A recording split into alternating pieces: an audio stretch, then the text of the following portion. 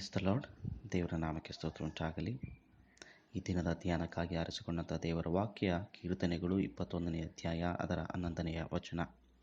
ಅವರು ತಂತ್ರೋಪಾಯಗಳನ್ನು ಕಲ್ಪಿಸಿ ನಿನಗೆ ಕೇಡನ್ನು ಮಾಡಬೇಕೆಂದು ಆಲೋಚಿಸಿದರೂ ಅದು ನಡೆಯುವುದಿಲ್ಲ.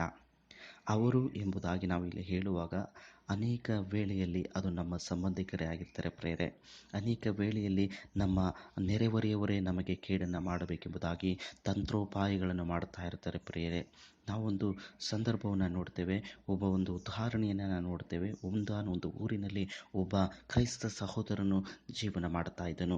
ಆತನು ಒಂದು ದಿವಸ ಆತನು ಕುಡುಕನಾಗಿ ಆತನ ಮನೆಯನ್ನು ಹಾಳು ಮಾಡಿಕೊಂಡವನಾಗಿ ಬೀದಿ ಪಾಲಾಗಿ ಇದ್ದನು. ಆದರೆ ಆತನು ಹೇಗೋ ಕ್ರಿಸ್ತನನ್ನು ಆತನು ತನ್ನ ಸ್ವಂತ ರಕ್ಷಕನಾಗಿ ಅಂಗೀಕರಿಸಿಕೊಂಡನು. ಆತನ ಜೀವಿತದಲ್ಲಿ ಅನೇಕ ಆಶೀರ್ವಾದಗಳನ್ನು ಹೊಂದಿಕೊಳ್ಳೋದಕ್ಕೆ ಪ್ರಾರಂಭ ಮಾಡಿದಾಗ ಅಲ್ಲಿ ಅಕ್ಕಪಕ್ಕದಲ್ಲಿರುವಂತಹವರು ಆತನ ಮೇಲೆ ಹೊಟ್ಟೆ ಕಿಚ್ಚು ಬಂತು. ಈತನು ಯಾವ ರೀತಿಯಾಗಿ ಉದ್ಧಾರ ಆಗುತ್ತಾ ಇದ್ದಾನೆ ಎಂಬುದಾಗಿ ಅವರು ತಿಳಿದುಕೊಳ್ಳೋದಕ್ಕೆ ಹೋಗಿ ಅನೇಕ ವೇಳೆಯಲ್ಲಿ ಅವರು ಒಂದು ಪ್ರಯತ್ನ ವಿಫಲವಾಯಿತು.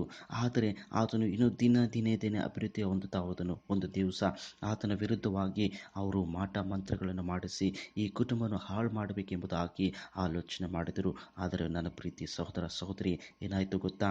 ಆತನನ್ನು ತನ್ನ ಅಂಗೈಯಲ್ಲಿ ಚಿತ್ರಿಸಿಕೊಂಡಂಥ ದೇವರು ಆತನನ್ನು ಕಾಯ್ದು ಕಾಪಾಡಿದನು.